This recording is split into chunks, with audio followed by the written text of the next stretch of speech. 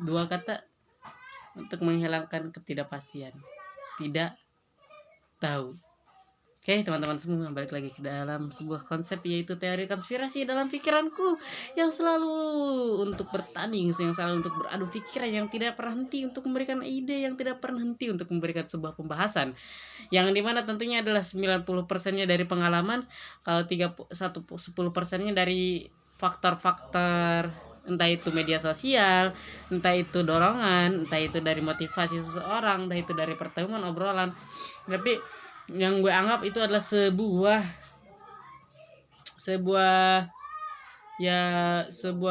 pengalaman deh, karena dengan bagaimanapun caranya itu akan menjadi pengalaman. Itu ya, mau nonton YouTube itu kan katanya dapat ilmunya dari yang ada di YouTube, tapi itu tidak memungkinkan. Bukankah itu juga termasuk pengalaman kita yang menggunakan YouTube? Atau dari pertemanan obrolan katanya dapat ilmunya dari si Arif atau dari si Ari atau dari si Aldi, kan itu juga dapat dari pengalaman kita yang berani untuk mengungkapkan, yang berani untuk mengobrol. Seandainya kita ngurung aja introvert, itu juga jadi apa? Jadi pengalaman. Mulai.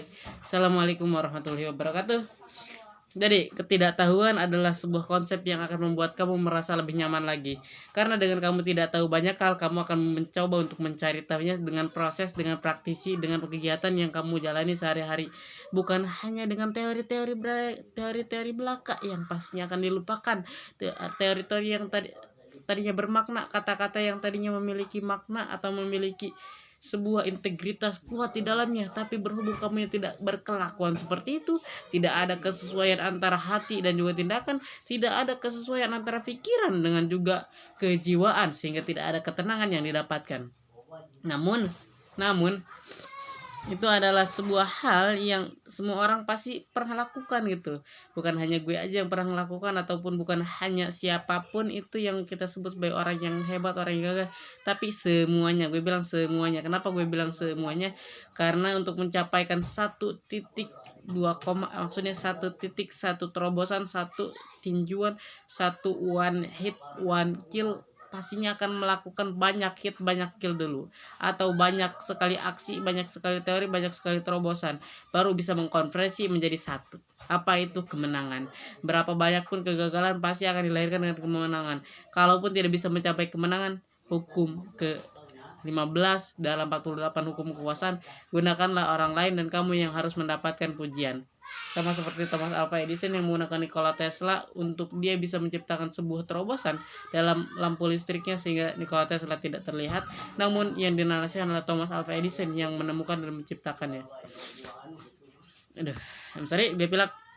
Yang gue mau ceritakan adalah gue mau meninggalkan dunia paralel, dunia yang tidak ada hubungannya dengan keadaan sekitar, yang mungkin yang bisa membuat kita berpikir lebih jernih lagi, yang terhindar dari manipulatif, terhindar dari segala hal itu. Namun sayangnya manipulatif atau segala pembohongan pikiran atau segala pengendalian otak itu hanya ada di dunia manga. Sekalipun ada di dunia nyata, pasti lu bisa menghindarinya jika lu punya integritas yang kuat. Sama seperti halnya membicarakan antara lu yang fokus di dunia nyata adalah Koenji, dan lu yang gak fokus dunia nyata, terhindar atau ingin jadi manipulatif, ingin jadi sesuatu tapi tidak ada keintegritasan, adalah seorang yang dikendalikan Ayano Koji, mulai itu Hirata, Ike, Horikita atau siapapun itu. Tapi kalau lu punya integritas, melakukan sesuainya dengan insting kesesuaian seperti Koenji, lu pasti bisa untuk menghalangi hal itu, mengalahkan hal itu. Kalau gak tahu siapa Koenji, siapa Ayano Koji, Koenji adalah secara spesifik adalah orang yang menggunakan kebebasan naluri, pikiran dan akal serta kekuatannya untuk beradaptasi dan juga untuk menguasai apa yang dia inginkan. Kalau dia gak mau untuk melakukan hal itu, walaupun ada sebuah tugas yang mengharuskannya, kalau dia gak mau ya gak bakalan dikerjakan. Tapi kalau dia mau, sekalipun itu bukan tugas, ya dia akan kerjakan sampai sempurna, sampai menjadi yang terbaik di dalamnya. Kayak itu ya. Kalau yang bisa dibilang orang yang dikendalikan Ayano Koji itu adalah orang yang bimbang, orang yang bingung, orang yang punya masalah psikologis, orang yang terlalu kepikiran dengan masa lalu, masa depan, masa sekarang. Itu pasti mudah untuk dikendalikan karena tidak ada integritas, tidak ada keyakinan, tidak ada conviction. Kenapa sepenting itu conviction atau keyakinan? Secara kalau convictionnya hanya beberapa saat, tidak akan merubah lu kemana-mana, tidak akan membawa lu kemana-mana. Sumpah demi serius. Jadi domain expansion tidak ada batas. Nggak punya keyakinan yang berujung selamanya, nggak bisa lu pertahankan, itu gak akan bisa membawa lu kemana-mana. Itu hanya akan menjadi hayalan, itu hanya akan menjadikan sebuah tipuan, itu hanya akan menyakitkan, hanya akan membawa kamu ke dalam jurang penyesalan yang dalam yang membuat kamu putus asa untuk menghadapi dunia ini.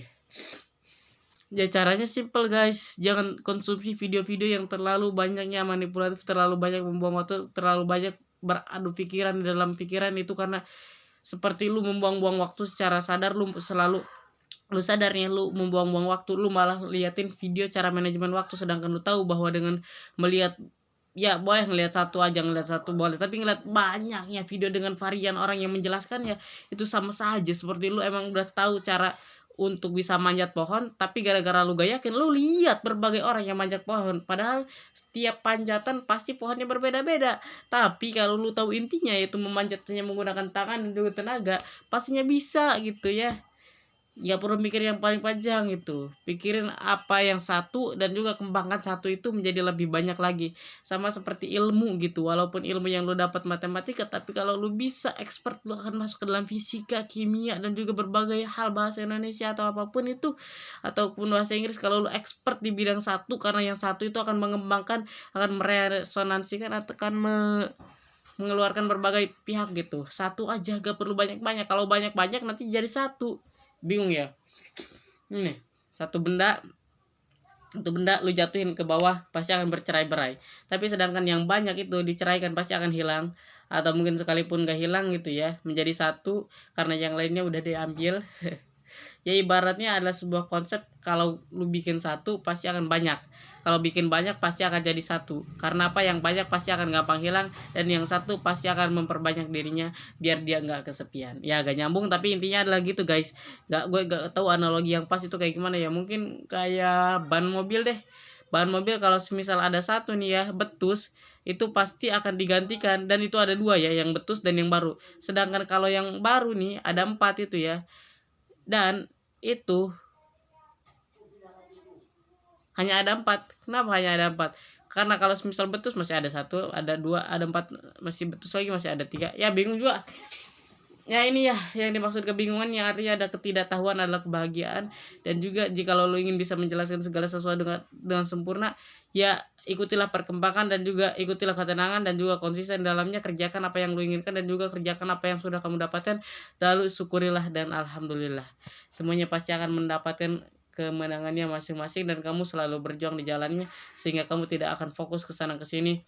Kata gue juga evaluasi tadi dari ChatGPT, karenanya gini guys, jangan terlalu menekan diri sendiri, jangan terlalu menekankan bahwa lu harus jadi yang terbaik.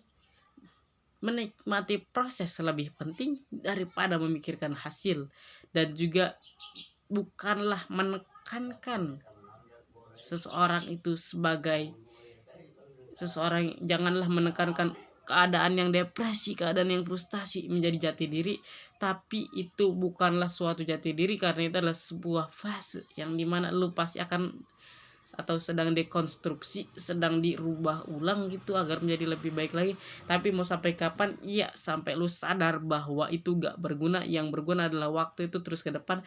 Gak ada putar baliknya mesin waktu, gak ada seperti film Interstellar, waktu itu bisa kembali lagi atau bisa menjadi lebih muda. Ya kalau ada kejadian seperti itu pasti adanya keluar angkasa. Ya bisa dibilang inilah video yang akan gue tunda lagi. Nggak tahu sih sebenarnya, gue pengen bikin banget video kayak gini, cuman ya semoga, artinya kalau gue bikin lagi video kayak gini ya teman-teman, artinya gue gak bisa konsisten itu untuk mengerjakan satu hal.